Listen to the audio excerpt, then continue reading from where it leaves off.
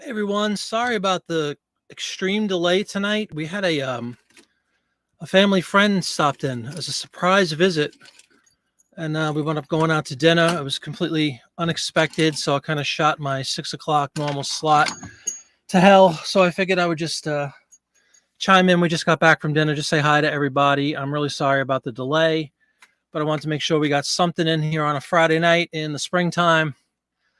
What's up, everybody? What's up, Mike? That's funny. What's up, Automania? Hi, Barbara. Hi, Lori. Hey, Jim. I don't know if anybody's going to show up totally unannounced, but again, I didn't want to let everybody down and not show up. And I know you probably schedule your lives around these shows, But no, I just wanted to come in and say hi. Again, apologies. Somebody came, rang the bell, surprise, surprise. And then a little boy, 4-year-old boy. She has a little 4-year-old boy. So how are you going to say no? Come on in. And I'm like, honey, I got a show. She's like, don't worry about it. So we went to dinner and we're back home. And again, I just wanted to kind of stop in and say hello. Hey, Ansley, how you doing? Welcome to the show. Yeah, that indeed, right? That is exactly Life 101. What's up, Keith? How you doing? And hi, Sandy. How are you? Thanks, everybody, for coming in. Really didn't know if anybody would come in. I didn't plan this at all. I was just sat down. I'm like, let me just run downstairs. And plus, I figured for some of the West Coast people, this is probably a really good time because it's still what is it, 5:30 there? And it's 8:30 here. Life first. Yeah, absolutely. But again, I really do apologize. I really genuinely don't like to miss shows, even if it's just for 10 minutes to say hi to everybody. Hope you had a good week. I just sat down, so let me get sorted a little bit, open a couple of screens and see what's going on in my world. Since we left about 4:30, I think they rang the bell at like 4:30. So we left about 5 o'clock. Catching my breath. It's been a woeful day here on eBay, unfortunately. It was pretty woeful yesterday, but at least I had a few sales. Today's been like dead as a doornail. I got some good feedback. That's cool. I guess that's something. It's good to see some of the numbers go up. Keith, yes, you're listing postcards. Perfect timing. Very cool. That's what I figured I'd be doing, to be quite frank. I was just going to come down and start listing, because it's been a few hours. And so if anybody wants to watch me, I'll probably go on 6bit and get some postcards. What's up, Vintage Memories? How are you? Again, thank you, everybody, for showing up. I appreciate it. I didn't know if anybody would come in. I'm curious. You guys see a message or anything, like a pop-up that says I was going on? Because I schedule them, for a specific time, at least a day or so in advance. This was hit go live and see what happens. Jim just happened to be flipping to YouTube, and there it was, huh? Good. What's up, Joanne? Happy weekend to you as well. I have a really fun show we're doing tomorrow night. If anybody wants to look up this venue, it's called the Scottish Rite Theater, Scottish Rite Auditorium. It's somewhere in southern New Jersey. Really nice venue, though. It's an old theater, and the guys from America, the band America, just played there. Graham Nash played there. Gentleman from Genesis played there. Marshall Tucker Band played there. It's like a pretty nice venue. It's like a 1,000-seat theater, which for a theater is nice. That's a nice size. Indoors, that seems like 10,000 people. So I'm really excited about that. Big show tomorrow. Nice opportunity. If anybody's in the area, actually free tickets. I don't know if many are left, but if you're in New Jersey, you saw a pop-up on your phone. Okay, cool. And you looked for a thumbnail. Again, my apologies. Truly, I was gonna do all that when the doorbell rang, and I'm like, oh man. And Mrs. Flippett wasn't even home. It was really a surprise for her. So I'm like, oh man, I can't say anything. And I just had to, of course, be cordial and welcome in and be the host and have a seat. We'll be, she'll be home in a few minutes. So it was worth it. It was a nice surprise for my wife. And we haven't seen them in a little while. You got the pop up. Cool, Sandy. Thank you. Thank you for letting me know. So yeah, how's everybody doing? How's the world of reselling going for you people this week?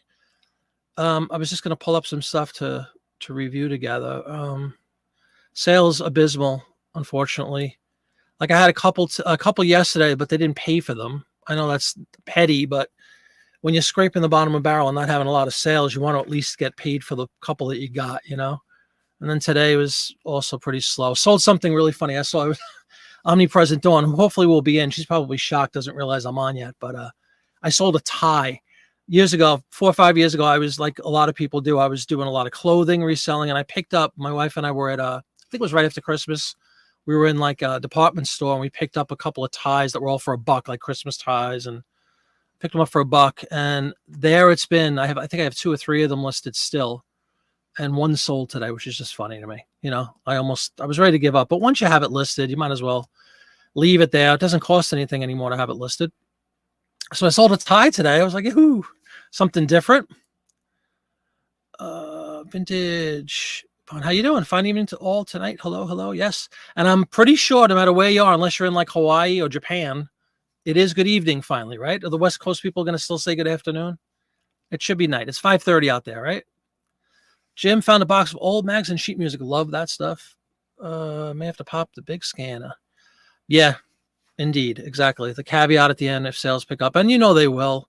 It doesn't seem that way when you're in the middle of a funk like this, but it will. It'll pick up. Brightest skies are ahead. I had a couple of nice days during the week where like I had people pick up multiple postcards at once. I always love that, like 6 or 7 in a pop for like 2 or 3 consecutive days. And it was different people, which is always a good thing. It wasn't like just one person that was watching. It was like 2 or 3 different people picked up lots of, I think, 6 and 7.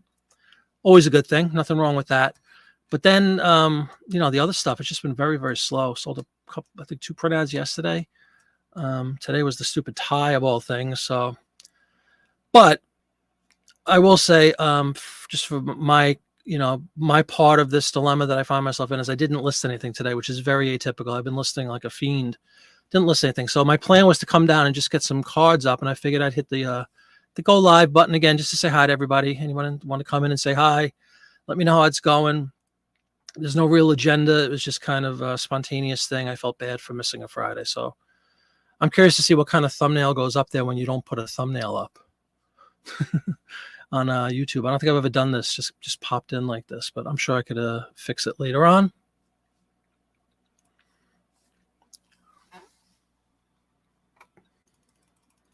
So it may be a really quick one. Hey, Leland, how are you? And again, thank you very much, everyone, for coming in. Trying to think if there's anything else to really report. It's been kind of like, as far as like, you know, eBay problems or wonky behavior with the website or anything, nothing to complain about from my end. I don't know if anybody's had any bad experiences. The 6-split thing is working great. Did have an Etsy sale earlier in the week, which is, again, is like a big deal when I sell something on Etsy. What did I do? Still anything on Discogs? I think I sold 1 record earlier in the week as well on Discogs. So, you know, it is what it is. Hey, Deal Finder, how are you? Welcome to the show. Thank you for coming in. Sold $11 and $12 postcards. Oh, absolutely, man. If you can get, yeah, I'll take 11, 12 power all day and all night. Hanging at my weekly selling goal, Bailey. Easter weekend was very slow. Same here. Other than Sunday, we talked about this on the show on Monday, but to recap, Sunday night, I actually had a decent night. Monday was very good. Well, not very good, but good in the morning. Had that like influx of sales coming in. I thought that was going to be a telltale sign for the week. It lasted a couple of days with my multi-card sales, and it's just been, yesterday was bad, and today was bad. Today's not really over. We still have 3.5 hours, so we'll see what happens. And if I guess it's West Coast time for eBay, so really we have how many hours? 6 hours, 7 hours left until 3 in the morning. What else is there? I'm trying to think if there's anything I wanted to bring up. Usually I have something to talk about. And this again was kind of just a what the heck, let me hit play and see what happens. So I apologize. I was going to do a listing print ad show tonight if I was on at 6, but now it's kind of late here to start doing that.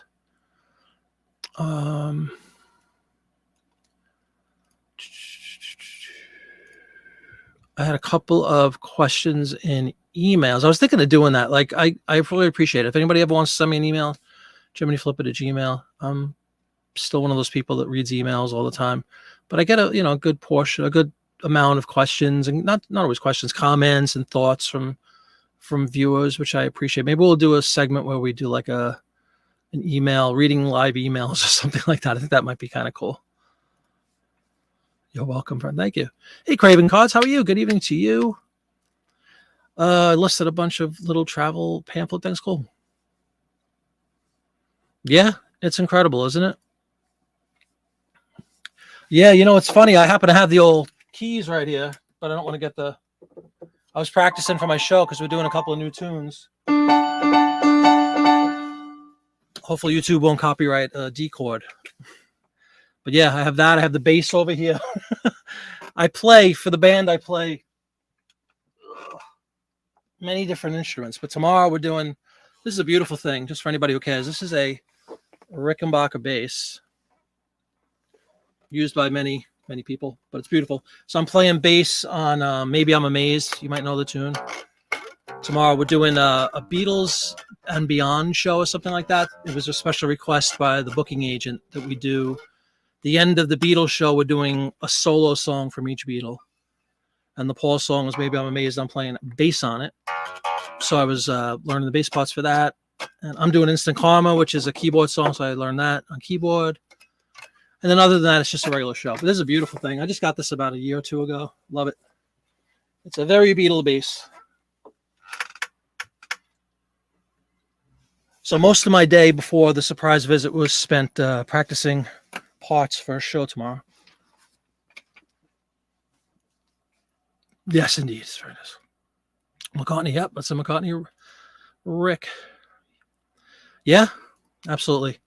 He stripped it and painted it like a psychedelic type paint job in '67, which you could buy, but I like that one. That's more pure, and I could use it for other things. It's not just, and I'm not a McCartney in my band. I play John, so.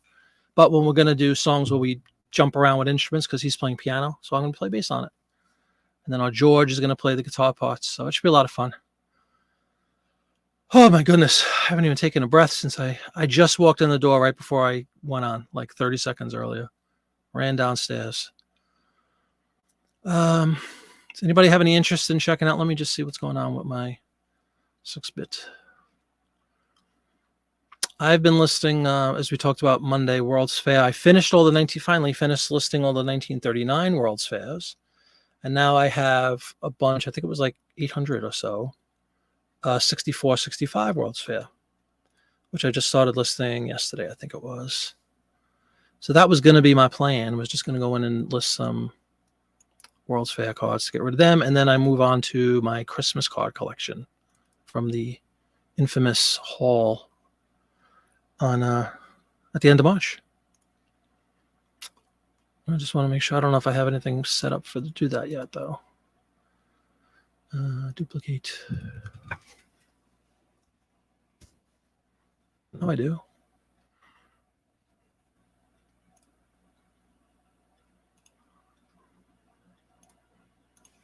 Let me send one quick message.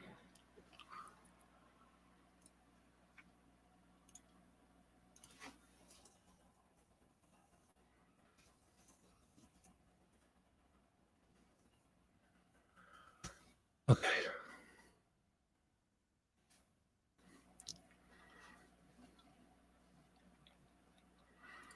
Freebird, yeah. Not with that bass. What's going on, Steve? Good to have you, man. More cowbell, yeah. Hi, Judy. Is that a baseball T-shirt? Yes, indeed it is. No, this would be probably the antithesis of a Red Sox fan. This would be a New York Met baseball. I'm a Met fan. New York Mets. Sorry to disappoint. We beaches. You might remember that one. But great to have you, Judy, despite your Red Sox allegiance. Yeah, I think that's where they're based. Yep. I mean, I have John's, the 325, the guitar, the 3/4 scale that I use for the whole first set. But that bass I just picked up, I think maybe it was 2 years ago in October. I think it was 2 years ago, because we were down in Disney when an offer came in to buy it. And I remember, like, something I never do when I'm in Disney is go on the phone, but I was like wheeling and dealing to get this thing. And we had it shipped home. Like, it was here before I got home, and I had to have somebody pick it up. It was a whole thing, but it was well worth it. What's up, John? How are you? Sold your first vintage magazine ad. Oh, very cool. Congratulations. You want to tell us about the details about the ad? I'm curious to hear how you did. Welcome to the show. And I'm very happy that you were able to sell one. Like, what magazine was it? What was the product that you advertised? Like, do you know what the issue was? The year or the month and year? I always put the month and the year in my description. That's obviously not something you have to do, but I like to do that. I've spoken about this. A lot of people have given me feedback. I'm one to, especially with something that I did for a while, like the print ads. The postcards, I haven't done this, but with the print ads, what I would do is, if I had frequent flyers, people coming back to buy things, I was very conversational with them, within the realms of eBay. Like, of course, never off eBay. but, thanking them first, of course. And like I talked about in that video a while ago about, asking for more business, but even beyond asking for more business, a really old and common business practices, how'd you hear about us kind of a thing. I would get into conversations with some of the people that picked up multiples and just ask, hey, I'm just curious, how'd you hear about me? How'd you hear about the store? What are the kind of things you look for? And it gives you a little bit of insight as to like whether or not, for example, if you want to promote things or not. That could be somewhat of a factor if you think that you have like a decent amount of people following a specific product that you sell, and it's a decent amount of them. You might not need to advertise on eBay as much as you think you do. But anyway, I like to be conversational and ask questions like that. How'd you find the item that you picked up? Did you favorite my store? If not, please, I welcome you to favorite the store. Would you like to be notified if I have more Budweiser, whatever it was that they bought, more Budweiser products? I'd be happy to send you a note. And you'd be surprised when you get, for the most part, there's always going to be idiots in the world, but for the most part, especially when people buy 2 or 3 things from you, I think it's a nice idea to just be a little conversational and, engage them, pick their brain, see what they're looking for. It also gives you ideas about what you might want to list down the road. If I have like 2 or 3 guys that are constantly buying certain products, I'll thumb through, in my process that I've described 100 times and shown in the videos, pulling the stuff from the magazines. I'll make a concerted effort to find those 2 or 3. Like I'll have a little list, look for every Budweiser, look for every Coke, look for every whatever it is that they collect. And then I'll send those proactive notes out. It's really helpful because then you can save the whatever percentage you might potentially use to promote. You can get past that and just send a proactive email. Hey man, I have another Coke ad. You interested in taking a look?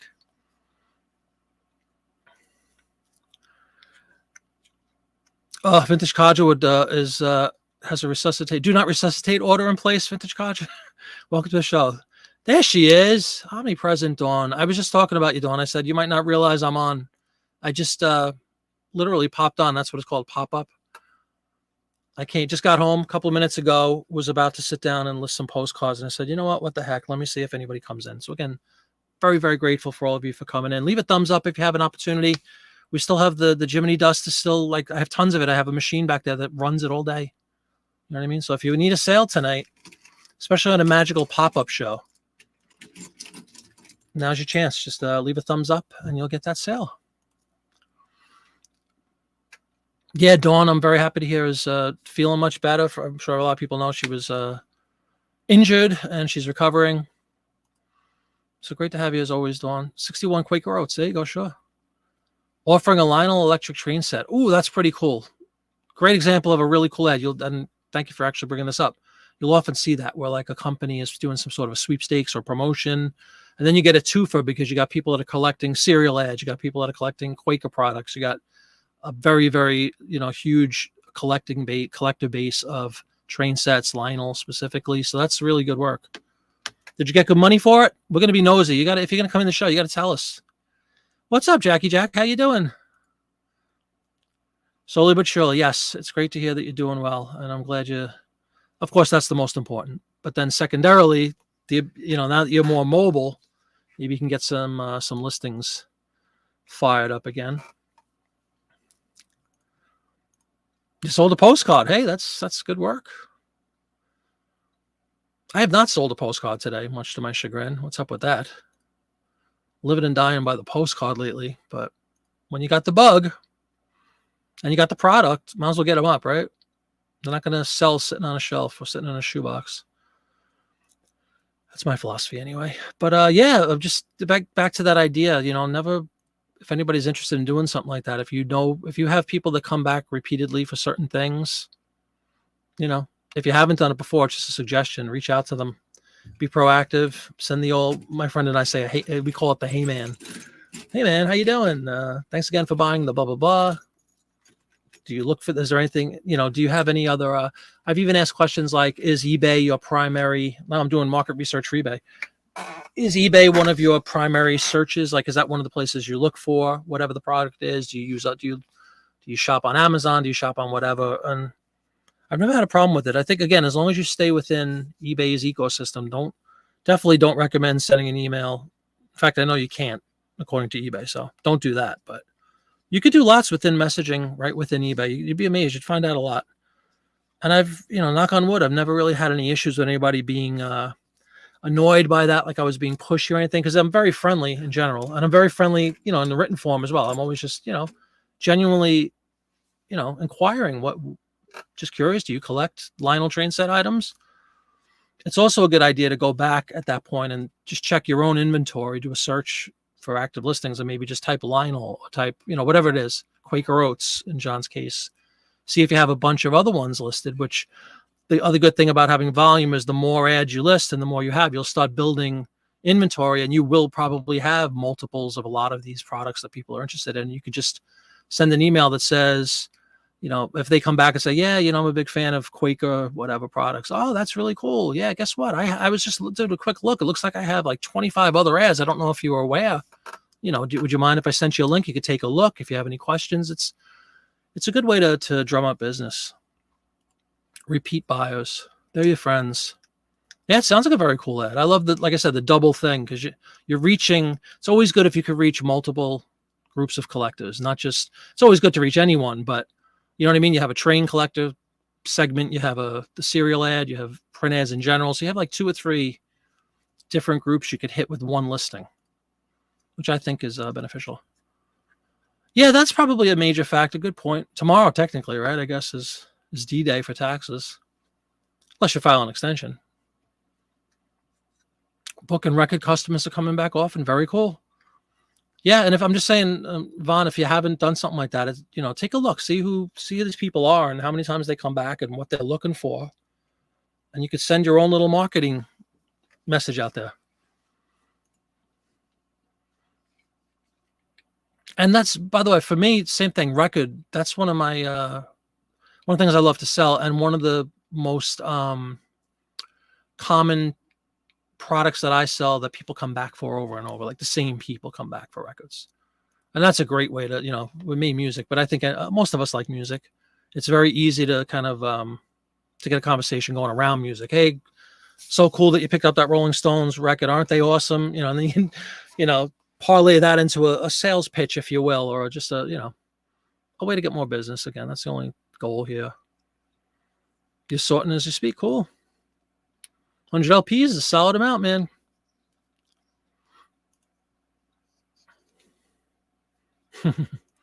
True. Well, thank you, Dawn. That's an early video I did. I just kind of gave you the summary of the whole video, but thank you for posting that. I did that before. It was like one of my earliest videos. But check it out. I think it's good advice. I don't know if enough people do that. Joanne bought 350. That is phenomenal. And mostly World War II. Awesome, Joanne. Get them all up. That's a lot. I mean, seriously, you're talking like. Trying to think of a number. 350. Even just do 20 ads per. It's a lot of listings. Then you're in the prime. I probably did. What was your question? I'm sorry, Jackie Jack. Would you mind just redoing it? Resending it? I'm sorry. I was probably off spouting about something. What's up, Purple Soca? How you doing? Great to see you. He'll get to it. No. He relies on Dawn to repost or the original questionnaire. What's up, Ralph? Your sales are down 40%. Yeah, I'm sorry to hear. That's what I usually do too. It's the culprit, if you go to traffic. And I understand a lot of people don't even. I take a lot of the numbers that are available on eBay with a grain of salt. I don't know how accurate all of them are. And I'm not one to fuss over stuff like that typically. But if I see if it's a prolonged stretch, like not just a couple of days, if it's like a week or 2 where things are just really in the dumps, I will absolutely go back to my performance tab and take a look at the traffic and just see if for some reason, the traffic is just like taking a dive. There's obviously a direct parallel. If you have no traffic, how are you going to sell anything? And then maybe you go in and see if there's a reason for that. What could it be? And it could be one of a million things. And again, we never really know what eBay's methodology is necessarily, but I just want to make sure I've said this 100 times, but I want to make sure I'm doing everything I can to help myself succeed. That's all. Like if I screwed up, if I don't list for a week or 2 straight, I'm going to expect a dive. I mean, eBay likes listing. The machine likes to be fed. So if I don't do my part, I don't expect good results. But when I'm doing my part and I'm consistent and I've had success doing the same things and I continue those best practices, and for some reason everything just falls off a cliff for a decent chunk of time, the eyebrow goes up. You got to wonder what the heck's going on, and then I look a little deeper. But I think that's my first thing too, Ralph. I just go to the traffic and see what's going on.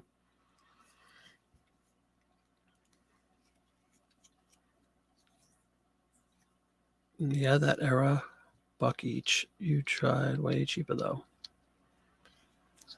Is this the same question, Jackie Jack, that you had asked that I missed? Pretty question. How much do you pay per Life magazine if you buy lots? I try to get the biggest one I bought was 650 magazines, and it was what, $300 or $400. So it was like 50 cents per, something like that, maybe a little less. You're not always going to get that. I still think, I mean, really, if you think about it, again, if you watch the videos and you see what sold, you're going to make so much profit. Or even if you spend $5, which I wouldn't do, because when you're accustomed to getting something for 50 cents, why would you want to pay $5 for the same item, right? But $5 a magazine, which is a lot if you're buying lots of them. But if you think about it, one ad, you pay for the whole magazine and at least 60% profit on top of that. So, but I would try to stick even $1 and under, I think is really reasonable. And I'd be willing to bet most people that have those big lots of Life, you'll hear the term all the time, I just want to get rid of them. It's true. So you can use your negotiation skills, especially, it depends on your environment, but we pick up a lot of magazines have been estate sales, and magazines and ephemera in general are almost always an afterthought at the estate sales we go to. So you'll often, if it's a 3-day, Friday, Saturday, Sunday scenarios, I like to get there on Friday just because I want to see what's going on. And for me, I also love to get records, and records seem to fly off the shelf day one early. But the ads, the magazines, the old books, the brochures and stuff are often found buried under something else. And like I said, an afterthought, and you might be able to hang out till Sunday. And we've had one case where we got, it wasn't that many, but it was 20 magazines. We got them for free because the guy's like, yeah, I just want to take them. They were on the floor. They probably stepped on and everything. This was a while ago. They weren't Life magazines. They were that Look magazine, if anybody's seen that. So I would imagine if you're in the right environment, you can, if you buy other things and just say, I found this old lot of magazine, make it very nonchalant when you go to check out. That's what I try to do. Yeah, there was this stuff. If you want to get rid of it, I mean, I'll take it. Make it like it's no big deal. And you'd probably be able to get them for a song.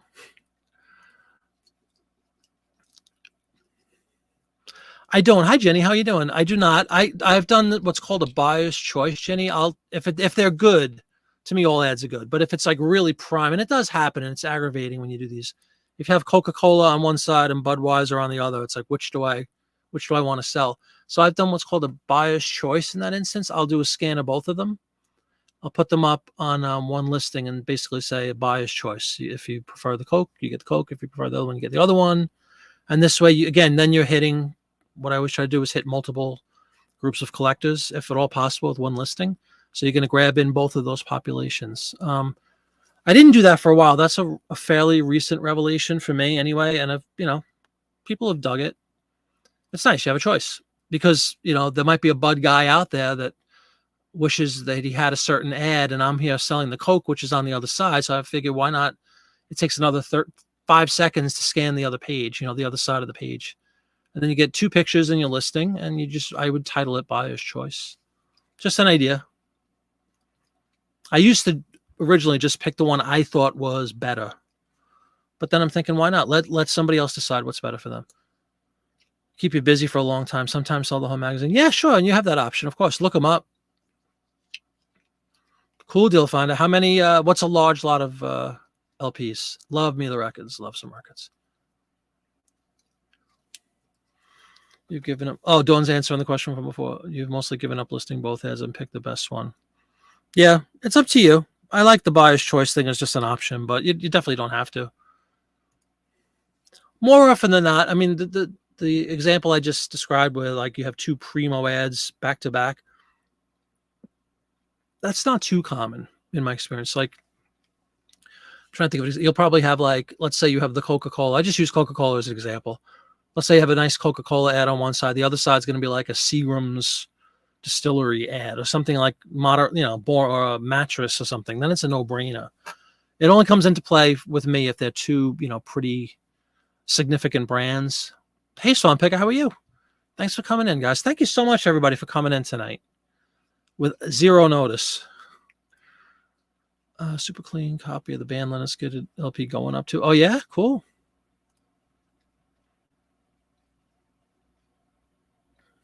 Dawn lists both sides. Yeah. Lot for $230. Yeah, that's fine. You sell one ad for $15 and you've, made your money and then some, on the one magazine anyway. No, not anymore. I have a few that are buyer's choice. Money has a bunch of buyer's choice. Yeah, I don't have that many, but I have some. I just it was just an idea to try to potentially attract two different groups. Ooh, Jackie Jack says that is a very good question.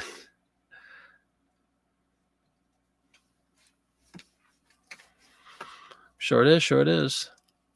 Vintage Codget, thank you. The dual thing, Hi Bob, how are you? You sell in lots of categories. From experience, print ads are slow sellers. I have about 600 print ads listed.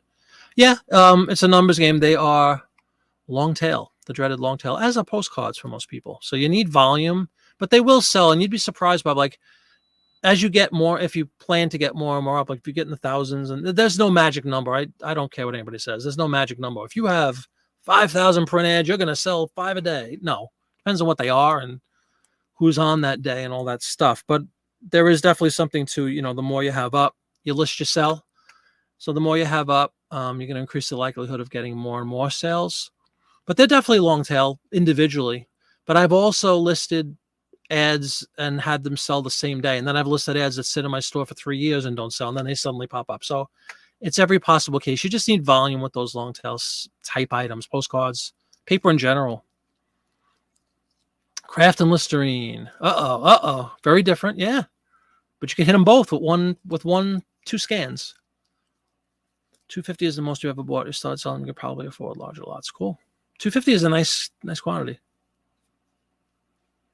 For the record, you mean?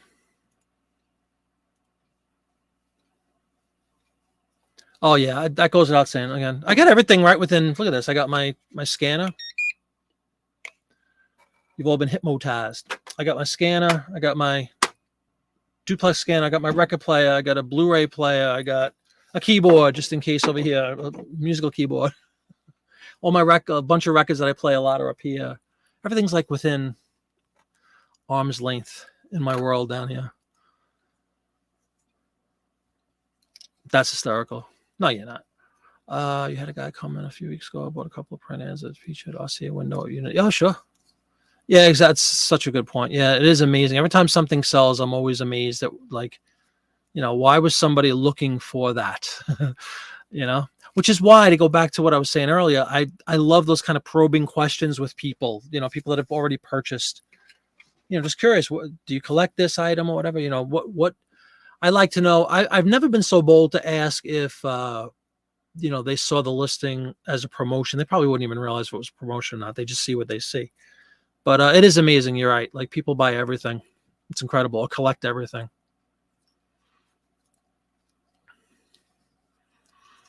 Dawn would go cheese. When in doubt, go cheese. Right, Dawn? You are Swartz. Put my first smaller ads up this week from 43.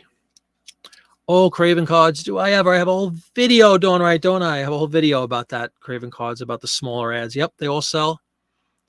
And in my What's Sold videos, I'm going to make a more concerted effort to show everybody some of the smaller ads. I put them in once in a while when they sell. But yeah, there's all different. And we say small ads, my traditional, if you're going to use Life as the example, is like 14 by 11. And then there's a bunch that are half page divided vertically.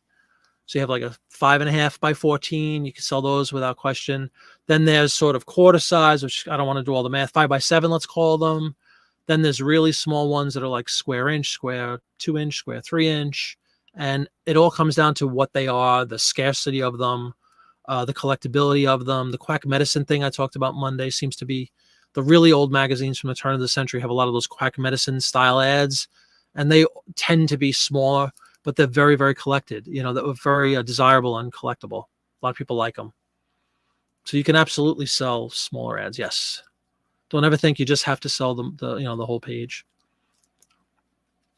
Yeah, exactly. Mundane. Arnold ham, canned ham, sold that recently. 37 Ladies Home Journal. Ladies Home Journal has a lot of good stuff. 40 albums for $10. That's awesome, Deal Finder. You are a deal finder, so I'm glad you found a deal. What's up, Puddings? How are you? Great to have you.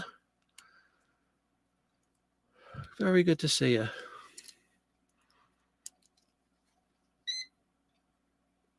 You bet a lot of the souls are for set building. Look at this. Dawn wants to see. Craft that as a color, Listerine, black and white. Don't worry about, I'm not preaching here. I'm just saying from things I've done. A lot of people worry about that. I've got tons of questions about that. Like the black and white ads sell or something. And again, it really comes down to what it is and what the ad is. But yeah, black and white, I've never had like anyone complain that it's in black and white. They sell with, and obviously the farther back you go, the more common black and white becomes, to the point where in the 30s, like in the 20s, being the roaring 20s, there was a lot of beautiful color, a lot of money spent on advertising, paper advertising. Then you get to the 30s and the Depression, everything suddenly becomes black and white again because it's much cheaper to reproduce in black and white than color. But it doesn't detract from value in my experience at all. When in doubt, go cheese. That's another t-shirt, right? I'm trying to remember to let you see it. It isn't posted. Recipes are good. I can't see, Dawn. Hold on. I'll have to click on my other computer. It's another thing I have surrounding me. Is another computer that's watching the YouTube stream so I could see like delays and stuff and look up links when Dawn posts them like this.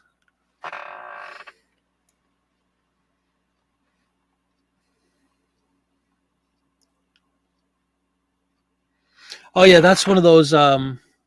Thank you, Dawn. That's one of the shorts, right? The short videos. But I think I had like a regular video about that too. But it doesn't matter. Yeah, the bottom line is yes, absolutely. Smaller ads will sell too. They don't have to be a full page. Yeah, man, absolutely. What's up, Nova Crow's Nest? How you doing? Welcome aboard. Great to have everybody. Thank you so much for spending your at this point of night late for Friday night with me. I appreciate it. Yes, we did not acknowledge pudding. This needs to be addressed. And Listerine is really a medicinal thing for sore throat, for example. Yep. Listerine made, didn't know this until I started getting to print ads. Listerine made dandruff shampoo. Who knew that? I didn't know that. You'll see Listerine dandruff shampoo, dandruff powder. Kind of weird. It's always interesting to me when you see products that you know for being a specific product, right? Kind of delving into different things. And, that's a perfect example. Listerine shampoo. They're remodeling an old downtown building in Augusta. I'm tempted to go down and see if... Oh, I bet you can. I'd be all over that. Is it like open to the public? Like that you can go in and look around? Deal Finder is conserving here, not buying a lot. eBay is slow. You have tons of stuff to sell. It's got to be a great deal for me to jump on it. I think that's a great idea. If you have, with me with the postcard thing, do I need to buy any postcards? Absolutely not. Not yet. I will eventually, but so there's really, if you think about it, why would I waste my time, as tempting as it might be, to go look for postcards? It just doesn't really make much sense. I'd rather deal with what I have. It's from 1914. Wow. And they see the ad and they know if it's black. Right, exactly. The scan shows it's black and white or color. That's a very good point, yes. So there won't be any, hey, I thought this was in color. No. You'll find it recently picked up a nice lot of old Hot Wheels. Relines? What is a reline, Deal Finder? I don't know what that means. That would be a cool video. Toys are hot. What happened to all the dandruff? Seems everybody had it. Yeah, dandruff went away with the plague, I think. No, I'm looking. I don't know. Maybe everybody's just a little more tidy. They've built in, dandruff shampoos used to have to go out and get your Head and Shoulders. I think dandruff shampoo, whatever it is that makes it a dandruff shampoo, is so common now and so many different types of shampoos. Maybe that's why you see a downtick in the infestation that is dandruff. I'll never forget when I was in grade school. One of the kids, this is gonna sound disgusting, but one of the kids had lice, and I remember we all had to go to like a big auditorium. I was probably like in third or fourth grade. We had to go to an auditorium, and there was like a line. Every single kid in the school, which was hundreds and hundreds of kids, we had to sit at like a little desk with some nurse was there with like a spotlight on your head, and she was like picking everybody's hair apart looking for lice. Oh my God, disgusting. I remember we all had a lice comb we had to take home. Thank God I never got it, but that's one of those things. What happened to lice? What happened to the good old days when you can get lice and spread it like wildfire? 8 o'clock there. Okay. Hey, time well spent, man. 9:06 here on the East Coast. Exactly. Punting the list. Why waste time, right? And literally and money. Yeah. What are redines? Red lines? Oh, red lines. Red line is a car? Don't know. Red libs? What did we mean? Here we go. Red line. Here we go for the clarification from the horse's mouth. You'll find it says red line. Cool, cool, cool.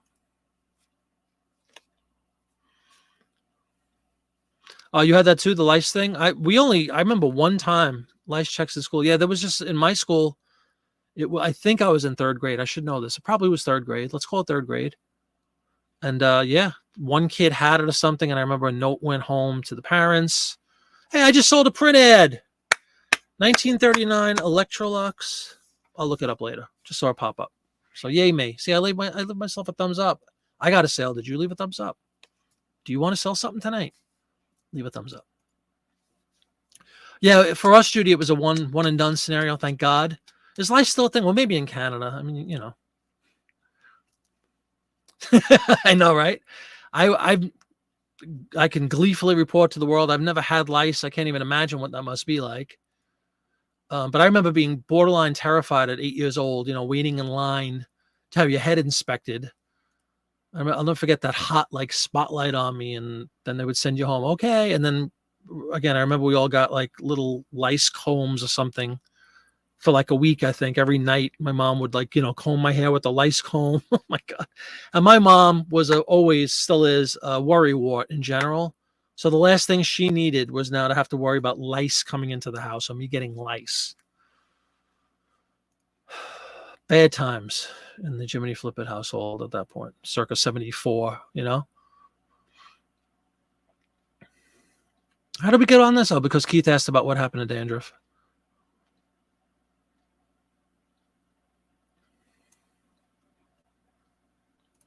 Vintage Memory says 2 things nurses do not like for patients to have bed bugs and help. Yeah, I would imagine. I could probably understand why too. Judy was a principal. Oh, I'm sure it was, right? That must have been because I mean, you could probably tell me, Jenny. I assume they spread like crazy. That was the whole fear, right? If like one kid has it, whole school could be shut down in a couple of days. I didn't know that was still a thing. All my kids are grown now, and never once did I have to deal with any sort of a lice issue with the kids. Yes. Thank you, Jackie Jack. I appreciate it. Hey, Jeff, how you doing? Nope. Thanks. No, I get this question all the time. No, I only trim if I need to trim, Jeff. Like if there's, and again, I think I have this in a video, or at least I show some of it. If there's like a little, you would think I would have a print ad handy, right? But I don't feel like walking around. But when I say trim, I am opening, what's the word? I want to preface this by saying I'm very picky with the stuff I list when it comes to print ads. I'm not going to put up, people have asked all the time, if there's a stain on it, if there's staple rust marks all over it, or, you know, a rip or a tear, do you list it? No, I don't. I mean, that's just me. I'm not saying you can't, you know, truth in advertising, as long as you disclose the fact that it's ripped, torn, whatever, stain on it, then knock yourself out if you want to list that. Because maybe there's somebody that still wants to collect the item enough to warrant buying it, fine.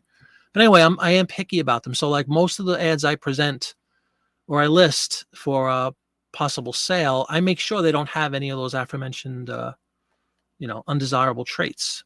With that said, sometimes with the magazines and sometimes a portion of the ad, especially the outer portion, can have like a little bit of a ruffle, let's say, or something. But most advertisements will have a white border around them, that's fairly sizable. There's no real specific amount, a half an inch, quarter of an inch, 3/4 of an inch, whatever it is, depending on the size of the ad. So there's a little wiggle room, as I like to say. If you have an edge that has a little bit of a wiggle or something and you want to just trim that off and make it more presentable, I don't see any problem with that whatsoever. I do it all the time. But even though I say I do it all the time, I don't have to do it every time. Most of the time, the ads are fine. By the time I scan them and everything, they've they've passed my rigid inspection, and I've deemed them okay to release to the Ethernet instead of internet, like that. And but I don't think there's a problem. No, a lot of people talk about that because I know certainly in postcards that's a taboo. I would never trim a postcard. Print ads are just pieces of paper. So postcards, piece of paper, but I never had a problem. Again, you have some wiggle room with those. If I trim anything, it's going to be a very, very small amount. I do have a short that I just posted about trimming a little piece too, if you want to check that out, like a week ago.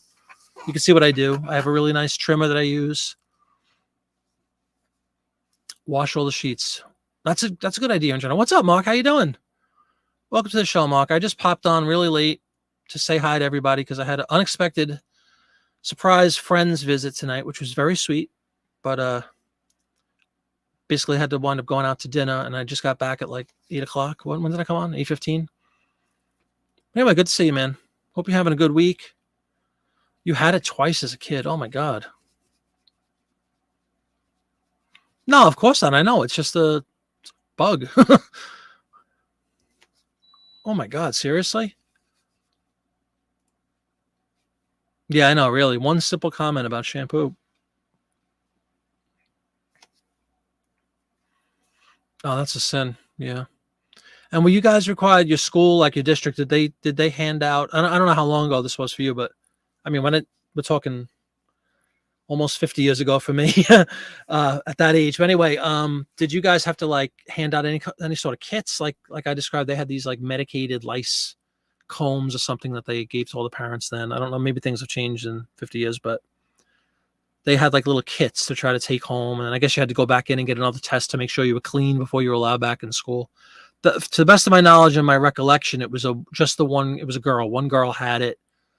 They kind of flipped out. Everybody had to go in. Like, I don't remember the exact time frame, but let's say they found out she had it. Like within 2 days or something, the whole school was lined up, as I mentioned earlier, doing the test, and nothing else ever came of it. I never heard anything about it, and the rest of my life, I never had any experience with lice. No, Jeff, I really don't think so. My big thing, as I always mention, is if you're going to trim, obviously make sure you use the border that you have the wiggle room on. Don't compromise the photo or the image or the writing, because that would be, and especially like, let's just use an example. Let's say it's a square border of approximately half an inch around we're going to use Coca-Cola again, a Coca-Cola ad in the middle, right? And it's a nice even border. If I'm going to trim a little bit on one side, I'll balance it by trimming it a little on the other side. You know what I mean? Because otherwise it's going to look like you have a big 1/4 inch on the left side, for example, and on the right side, you're right up against, the image or the photo. I try to balance things out, and I wouldn't go that close. I wouldn't cut it that close. Again, I'm pretty, I scrutinize the stuff a lot. So if it has too much, if I don't have enough room to make the ad look good after trimming it, I won't even list it. That's all. I have so many ads. I'm not going to like jeopardize anything by, putting up something that's like, that doesn't meet my standards. I do, but I would have to get up. That involves standing. And at this point, I'm just far too tired to do that. No, I have not. Like a potluck of ads or something. No, it's interesting though, Vintage Memories. I don't know how you would list a potluck print ad. That's cool. Family suing. We shut down somewhere else. Georgia. That's crazy.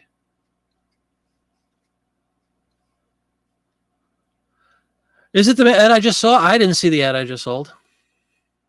I just saw a pop-up. What is the ad?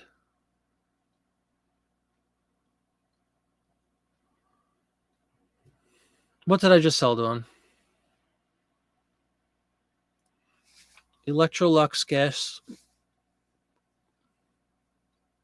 Did I just sell this, or is this the one I sold yesterday? I think I just got paid for it. But anyway, yeah, check it out. This is we were talking earlier about how everything sells, right? This is a wacky ad from 1932, black and white, I might add. And it sold for, how much did it sell for? $16.49, my usual price. It is from what magazine? It's not Life, because 1932. There was no Life. It's from Good Housekeeping in January of 1932. It measures 11 by 8.5.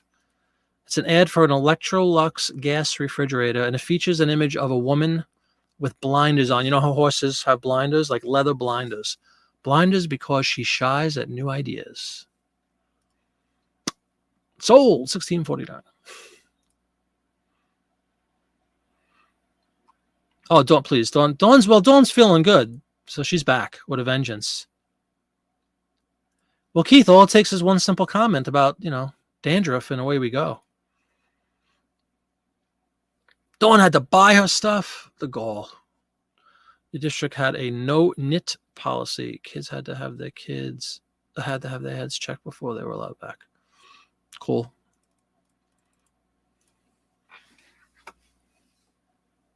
Yeah, okay, great. That's good, Jeff. Cool.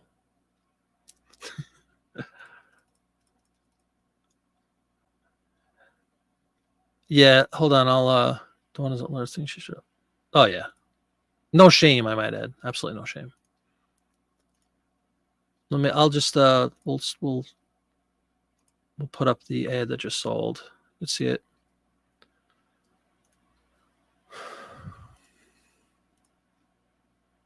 We will, of course, hide the identity of the purchaser because that's just not nice. So there you go.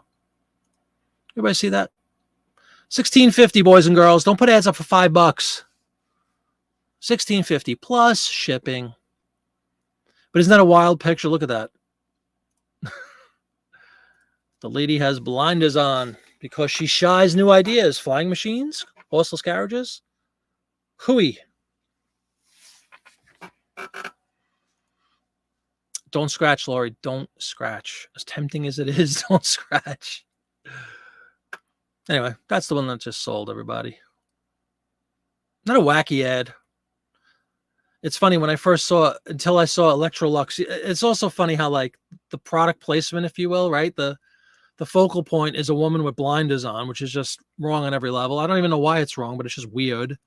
And then below, oh, by the way, we're selling a little tiny gas refrigerator. It's I always think it's very interesting how they present, how people present their products. Bam.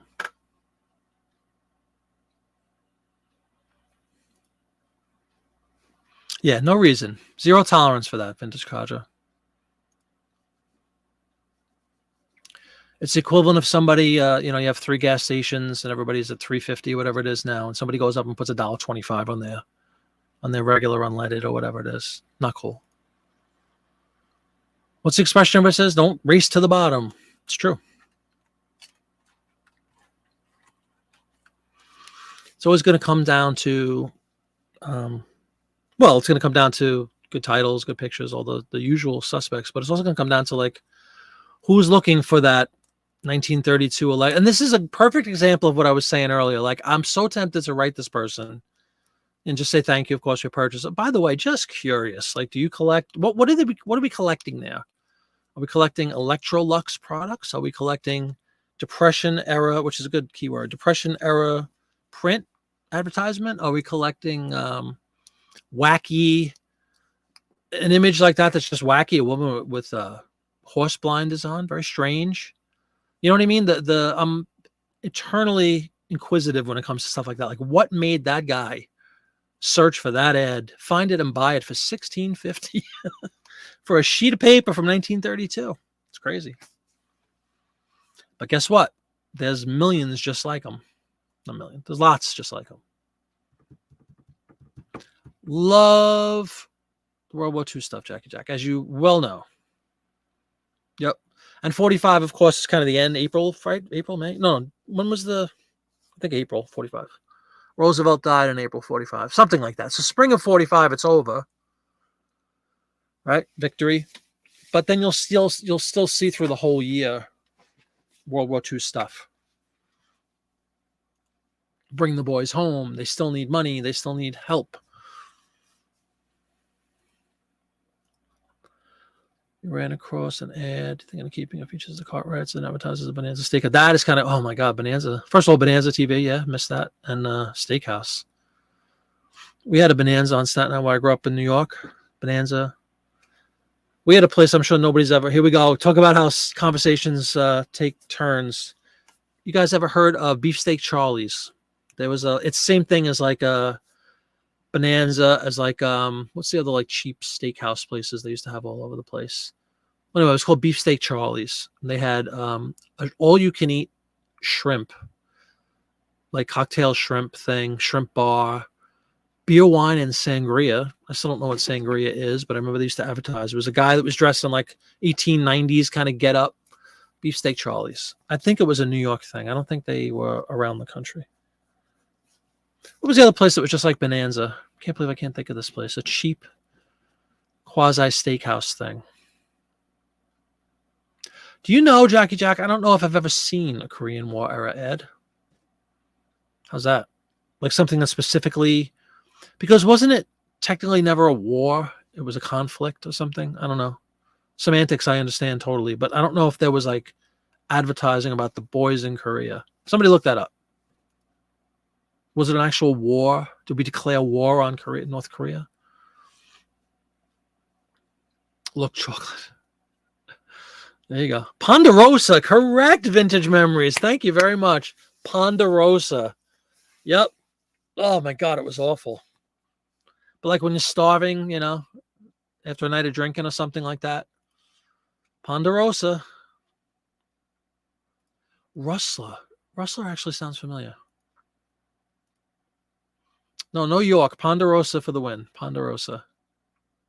Mark picked up 25 real photos at an auction. Congratulations, man. That is awesome.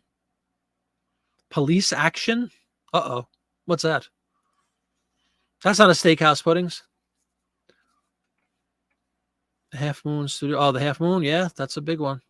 That's awesome, man. Congratulations. Sizzler. There was one called Sizzler.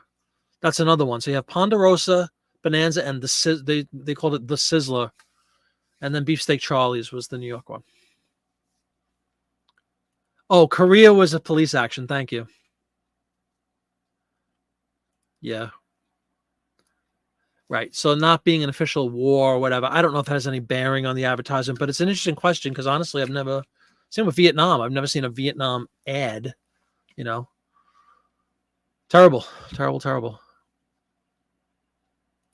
World War II, World War I. I have plenty of World War I ads, which are actually very cool too.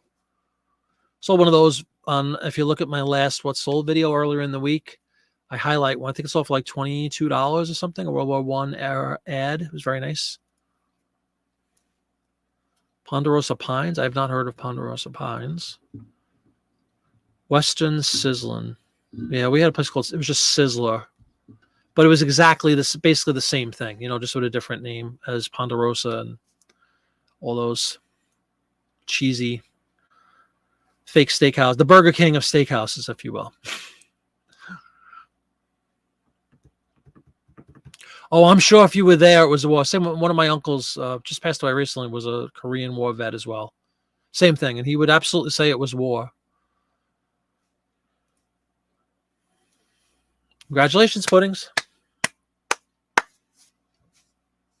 Sandy still has a Sizzler. I haven't seen a. I didn't know if they were gone or not. I just haven't seen one in a while. Correct. Absolutely. I love those. I've talked about that too. I love that. You see, exactly. A lot of the auto, Chrysler and Cadillac and Ford and Chevy and all those, part of the World War II effort would build machine. They'd have it advertising about the fact that they built engines, right, for tanks, for boats even, which I think is really cool, for airplanes. I love, that's like one of my favorite type of an ad, something like it says Chrysler and it has like a graphic below of like an aircraft carrier or something like that. And like you'll read the verbiage and always say, buy more war bonds. And at Chrysler, and they'd have a whole spiel about the war itself and their efforts to help the boys in the war. Oh, I know the Half Moon stuff is very popular. Do you have a video about that, Mark? I've seen, it was either you or Popeye. I saw it on a video. Absolutely. Oh, he's the king of numbers. Absolutely. Everybody goes out saying, "Don't write, don't write." Actually, Mark, you could do your own, can't you? I forgot. Mark has a wrench. You could put your link if you'd like, Mark. If anybody hasn't subscribed to Mark, has some postcards. Great guy. Postcard maven out of the general Chicago area. Does wonderful videos. Very true. Very numbers driven. Analytics. Extremely helpful. And one of the grooviest sets you'll ever see. Type of pine tree. Okay. You love Burger King. Okay. Have it your way then. Have it your way. I love steak fries. I will tell you that. Nice thick steak fries. All right. So we went from lice to steak. That's quite a jump. Oh, did you really? That's pretty cool. I didn't know it was filmed in Tahoe. That show was seemingly on forever, right? It was still on like early 70s. I remember it was on like as a show. But I didn't know as a kid, you don't realize it was on for like 20 years. Was it 20 years? Or no, that was the other one. Gunsmoke was on like 20 years, wasn't it? Yep.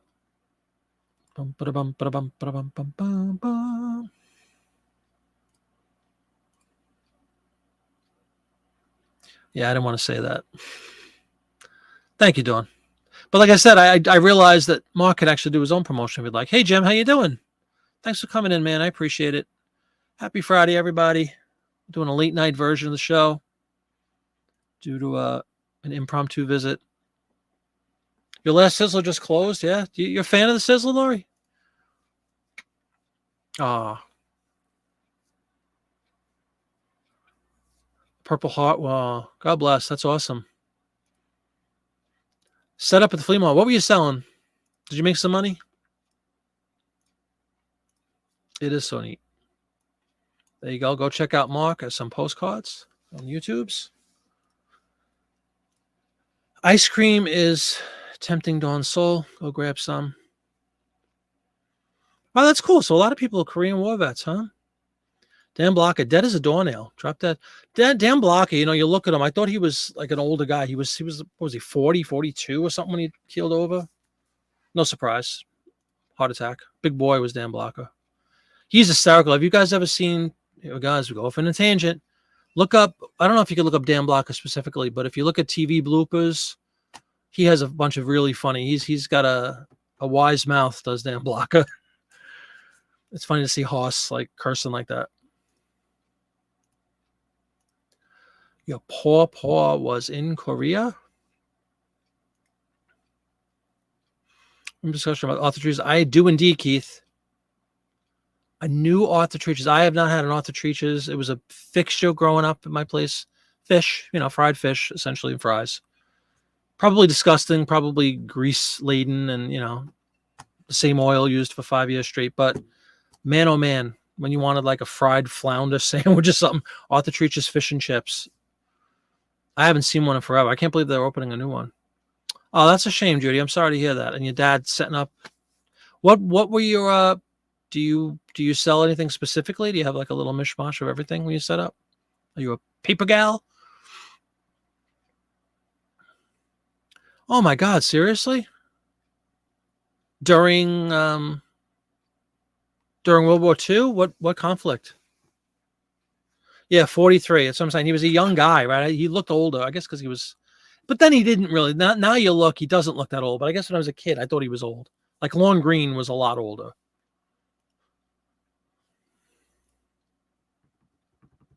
Oh, cool. Thank you. If it's here, do you want me to show it off?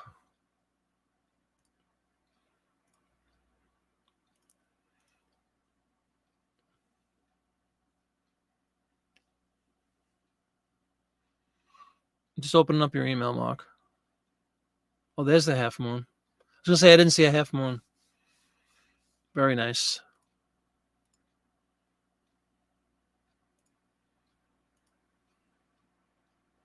Do you want me to show it, Mark?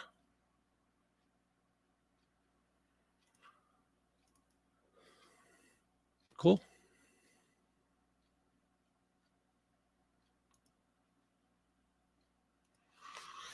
Judy sells antiques and collectibles, a little of everything, glassware, primitives to vintage. Cool. Vintage fishing. That's interesting.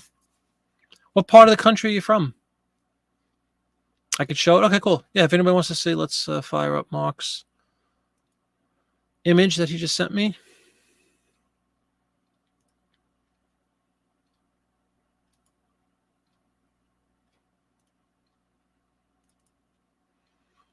Just have to get the system set up to allow for showing a picture. There we go. I have like 40 windows open right now. Okay, here we go. Let's take a look at what Mark picked up today.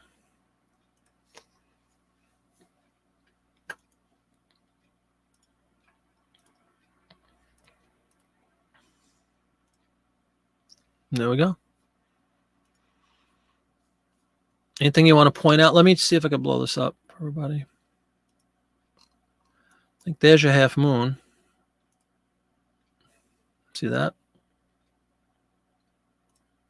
Put myself down in the right corner. I think that's a little bit too wide now, right? Too big. And these are all postcards. They look like, I mean, I don't know if they're real, but they look like cabinet cards, almost like just like photos, proper photos.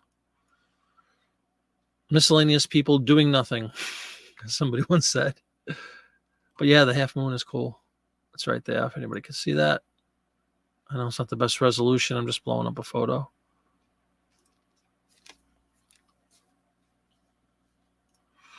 Portsmouth, New Hampshire Flea Market. Arundel, Maine. Maine, home of one of our Pride and Joy members, Kelly. Under $1 each. Beautiful. Always a good price. What are you going to get for that half moon? Crescent? Isn't it called Crescent Moon? Card, Mark. What are you putting that up for? It's going to be titled Man, Woman, Crescent Moon. Turn of the century. Mark is one to keep it simple when it comes to titling his postcards, which is, you know.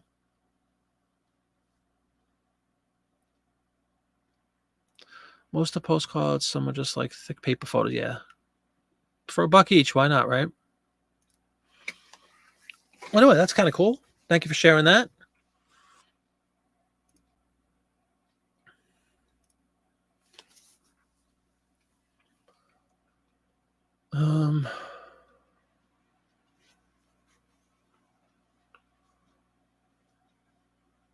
Who's this? Harold Krutzer. Is that your grandfather?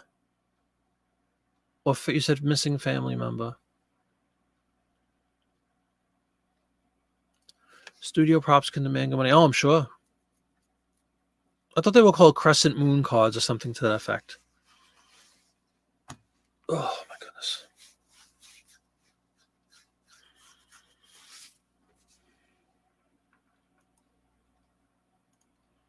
Anytime you can get a bunch of cards for $1 or less, it's a good thing. Although, as I already said, I don't need any more postcards right this minute. I will shortly, but I don't know about shortly. I will eventually, but right now, do not need. Man, woman, crescent moon. There you go. On this crescent moon. Postcard, RPPC, half moon, buy me. There you go. No offers accepted. You cheap bleeps. That's the fellow that was shot down. Your grandfather's brother. Oh, man, I'm sorry to hear. Imagine, and they just found him after all this time. Thank God, though. Isn't that beautiful to have something? Crescent moon. Thank you, Dawn. I took astrology 101, don't you know? Oh, boy. Anybody have any big plans this weekend? Any sourcing opportunities coming about? Any, weather's beautiful, most of the country anyway. I'm sure there's going to be a lot of outdoor activities taking place this weekend. Maybe some garage sales and yard sales and whatever you call them, the places you live. Estate sales, always my favorite. I won't be hitting anything this weekend because of the show tomorrow, and then Sunday I'll be in recovery mode from this show. It takes me longer and longer to recover from these things. It's a lot of work. A lot of work. I need roadies. It really might be worth spending the money to get roadies at this point, because we're all, I mean, the oldest guy in our band is 71 and he's still doing it. But then we have a kid who's only 31. So we run the gamut. But it's getting hard to move on. And I have a lot of equipment personally. And then I drive my drummer, who has obviously a drum set. So it's just a lot of like lifting and moving and all that stuff. And then the show itself kind of zonks. You give a lot of energy up on that stage. You sweat and blood, you know. Wouldn't trade it for the world, but I'm just saying the aftermath is ugly. It takes like 2 days to recover now from a show. And this is in, you know, an indoor show. When we start playing like outdoor festivals in 90-degree temperatures and you lose like literally 10 pounds during a show in water, sweating, it takes a long time to recover from those.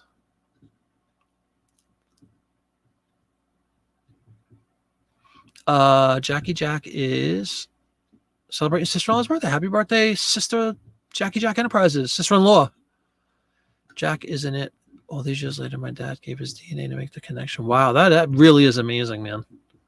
We also bought $5 for Eastern Airlines new bag. Life is, that is super cool. Eastern Airlines was the airline in my area. The airline, official airline of Walt Disney World. Don't be listing, which is a beautiful thing. What's up, Sal? How you doing? Good to see you, man. See, the West Coast people are coming in thinking, oh, it's good time now. I'm ready to go to bed, and they're coming in. Oh, the physical, yeah, Jackie, it's a physical process, man. From schlepping all the stuff in, which is just, and depending on, you know, how the load in is situated. Like if you have to go up a set of stairs, if you have to walk a mile to get someplace, like the outdoor field things that we play in. A lot of them, thank God, you could literally pull up to the stage, which is really nice, but not all the time. You know, you have like uneven terrain to navigate. Carrying my amp, Jackie Jack will know, Vox AC30, weighs about 100 pounds, and it just never gets lighter. Like you can't get used to it. It's just a back-breaking thing. And then all the guitars and all the keyboards and the stands and the mics, it's just a lot. It's a lot. No, not during the show. It's a show. Like it's not just like a bar band thing. It's like a Broadway. We do a Broadway show. It's a reproduction of the Broadway smash hit musical Beatlemania. So we do like Broadway show. It's not like, hey, any requests? Although every once in a while somebody will shout out whip and post. If you know, you know. You get to mow the lawn. What a privilege. Yeah. The downside of this, I don't know if, again, you all live in different places clearly, but on the East Coast this last 3 days, we're in the mid to upper 80s in the middle of April, which is just ridiculous. Like it's supposed to be 60, 62, which would have been nice a week ago, but now we're spoiled. But with that said, 3 days of 85-degree temperatures, like all of a sudden everything is blooming. All the trees like have leaves on them out of nowhere just this week from the heat and the sun. It's been beautiful, beautiful few days. But with that comes like all the other things, hay fever and pollen. Like my car is covered in, it looks like green snow. When we just went out to dinner, I had to use the wiper blades. It was like a green sludge from all the pollen and stuff. The bees are out. It's crazy. It's absolutely insane. And now tomorrow we're back to reality. Like still nice 70s, but 50s by Monday and Tuesday, which is really where it should be. I think it's 62 is supposed to be the high. But it's crazy. Heavy what up? Load in and the breakdown afterward. The only thing worse than loading in is breaking down after so, because now you have all the elements in place already of the exhaustion of bringing the stuff in, setting everything up, doing your sound check, doing your show, which is always the joy. But I'm not exaggerating and I'm not complaining. I promise you. I'm just telling you how it is. Drained after a show, 2-3 hours of performing, singing your heart out and playing and jumping around and entertaining for 2-3 hours on a stage. The lights in your face, which just makes you sweat bullets. And then you get off and you're just done. And guess what? Everybody leaves and now you got to do it all in reverse, basically break everything down. It's when all you want to do. And then sometimes, you know, we have some shows where I'm driving 4 or 5 hours to get to the show. Usually like if our general rule is if a show is 3 hours a further drive, we usually get a room. We'll have the promoter build it into the contract that we get a room, which is nice. So we could crash for the night and then drive home in the morning. To show in Maryland, the club was a small staircase. Absolutely. Yeah, there's a couple places we play that have those small staircases. It is a nightmare. Still find the wife's home. All right, good night, man. Thanks for coming in. I do appreciate it very much. Hope you have a great weekend. Freebird, yeah. Northern California, we froze last night. Everything is budding like crazy. Isn't it? Yeah, that's what I'm afraid of. I think in my area, we're pretty much, I say it, I don't know for sure, but we're in the middle of April. We've been in the 80s. The long range forecast, I'm seeing 60s, 70s, and back to 80s late last week. I think we're done with the freezing temperatures and stuff, but you're right. Everything is like budded like crazy, like just in these few days from the warmth and the sun. Good. She's got to do something, Mark. You got to, or if it's someone who remembers it. The only jamming will be like in the sound check. And I'm psyched that for anybody who cares and didn't catch me earlier in the show, we're doing 4 brand new songs the first time ever tomorrow because the booking agent requested this is billed as Beatlemania and beyond. And we're doing the last 4 songs of the night, other than the encore, are going to be a solo John, a solo Paul, a solo George, and a solo Ringo song. So I'm doing Instant Karma on piano. So I have my piano here, which I was practicing because I've never played it. It's simple enough, but I've never played it before. We're doing Maybe I'm Amazed for Paul, and I'm playing bass. We're doing All Things Must Pass for George, and I'm playing piano. Then we're doing It Don't Come Easy for Ringo, and I'm playing guitar. But it'll be fun to do 4 songs. We've played It Don't Come Easy before in another band, but I've never played All Things Must Pass live. I've never played Instant Karma live. And I've never played Maybe I'm Amazed live, so it should be a lot of fun. Oh, pianos. This thing is huge, too.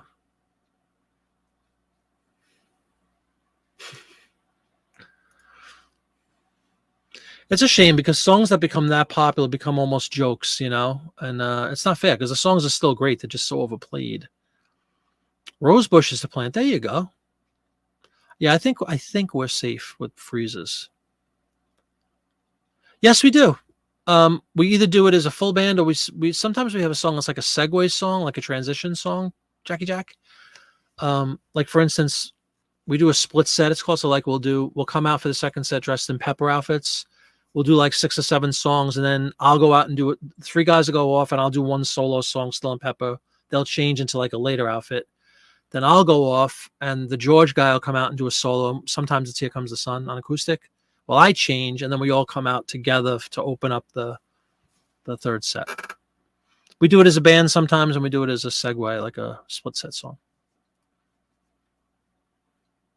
You love it when you get to learn new music. Yeah, exactly. It's just something fun, especially when something is regimented as a Beatles show. Although, I mean, you got almost 300 songs to pull from, so we can always mix and match. But we've never been asked to do solo. The only solo thing, of course, Imagine is asked for once in a while. And we politely decline because it's a Beatles show. It's not a John Lennon solo show, which I'd be happy to do.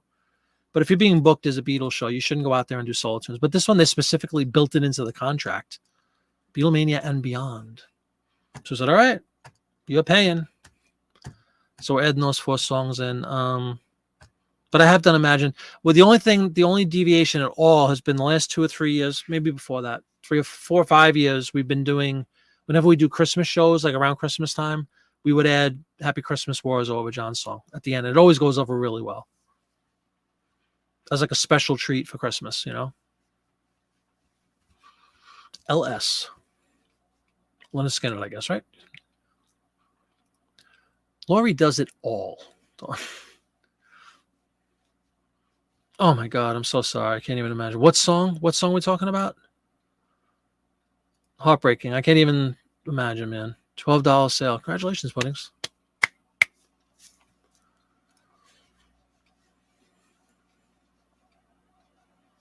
And with good reason.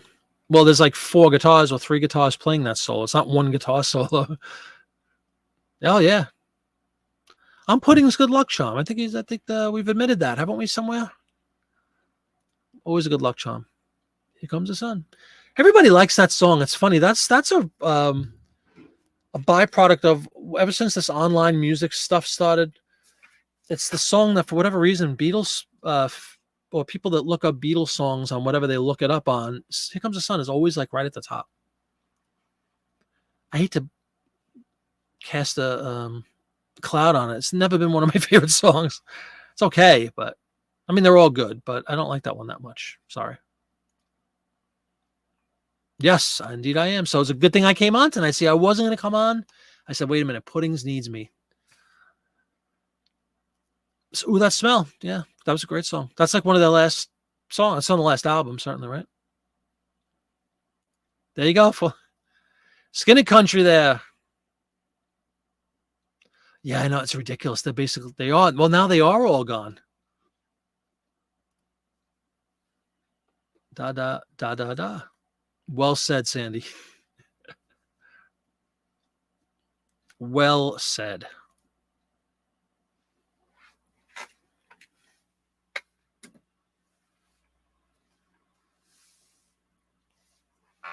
So right now.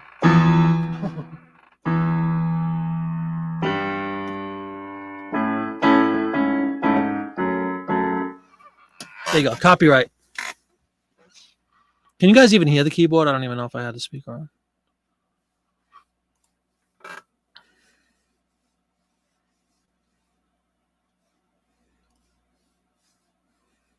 Taxman. Right key.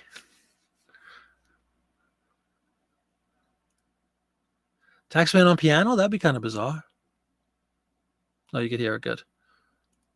Yeah, you can't play music. We used to, well, long before the Jiminy Flip It thing, our band would do the same exact thing, live streams on Facebook when the pandemic stuff started. And it was a really nice way to keep in touch with our fans and all. And it was a chat show, a 4-way chat show. Sometimes we'd have guests on, but we would try to like put in a little music here and there.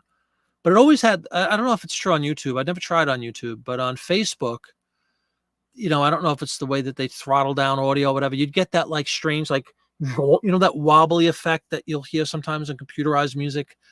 There's probably a word for it. It's like a wobbly, wishy-washy sound. No matter what we did, it would come out that way if we tried to play live. And then there was like, somebody got wind of like Facebook was blocking anybody who did live streams of music, which was ludicrous because it was the only way to get any music out there when everything was closed and you couldn't play. So we stopped that, but we were gonna, we were doing like, the song of the night or whatever. We'd each do like, except for Ringo because he can't do anything. We would do a song, solo wise. He's gonna sit there with a tambourine and sing. I guess he could. So the three of us at least would do like a song, but it just became a real audio nightmare. And early on, I should have known this, but it was like when I first got StreamYard, we would try to do a live song in unison, but because there's a delay built in from StreamYard, like everybody was off and put the kibosh on that. So I started producing actual recordings. We would get like the bass player would send me a bass track, the drum would send me a drum track, and I just mix everything and then record my vocals and stuff over it and my parts over it. And we released them on YouTube or on Facebook as a proper video. And I would come up with like cool little video things. That was a lot of fun. We always do Taxman every show. It's in the Pepper set, which really doesn't make sense, but because of the way things line up, it works, believe it or not.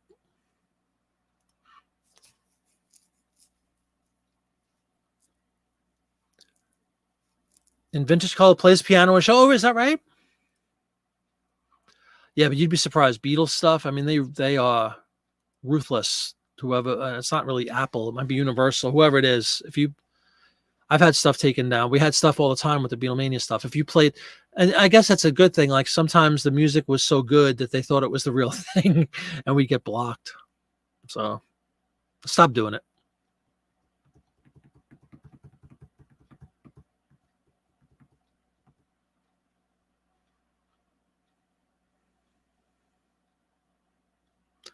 I don't know what you're saying, man. I'm sorry. All the brothers do all Beatles songs. Philippines? I'm not sure what you mean.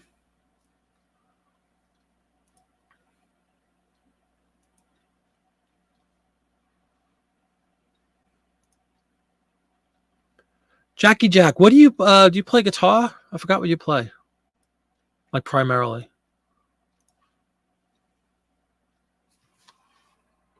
I'm probably going to wrap it up, everybody. It's just about 10 o'clock and I'm falling asleep. No, I'm not falling asleep, but I do have to list something. I can't let a day go by and not have anything listed. That would just be wrong. Because then I deserve not to sell anything, right? REO Brothers. Is it a band called REO Brothers? From the Philippines, you mean?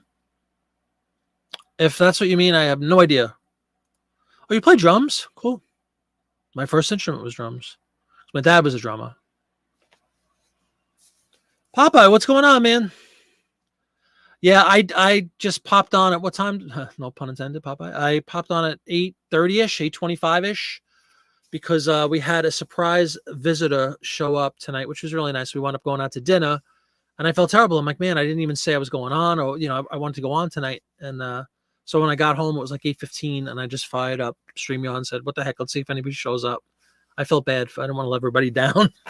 I mean, we wouldn't have had a great conversation about lice and Sizzler and the Philippines. You're welcome, Sandy. Thank you for coming in. So I'm going to wrap it up, actually, John. I'm sorry. I'm like, my eyes have fallen asleep already. I want to get some listings done. Time for a pap. Thanks for coming in, Mark. And that looks like a really cool pickup. How are those penguins doing, Popeye? Did they make it?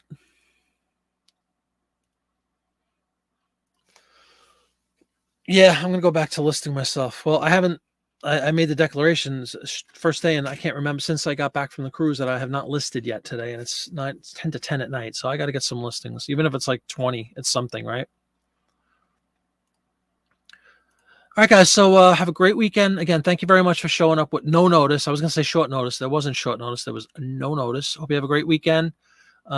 Stay safe out there. Rock and roll tomorrow. I'll be doing a show. I'll be a zombie on Sunday. And hopefully on Monday, I'll be back to my usual perky self, and we'll do a chat show. Maybe we'll get some listings up on Monday like I wanted to do tonight. All right, everybody. So have a great one, and I will see you on Monday. Good night, everybody. Bye-bye.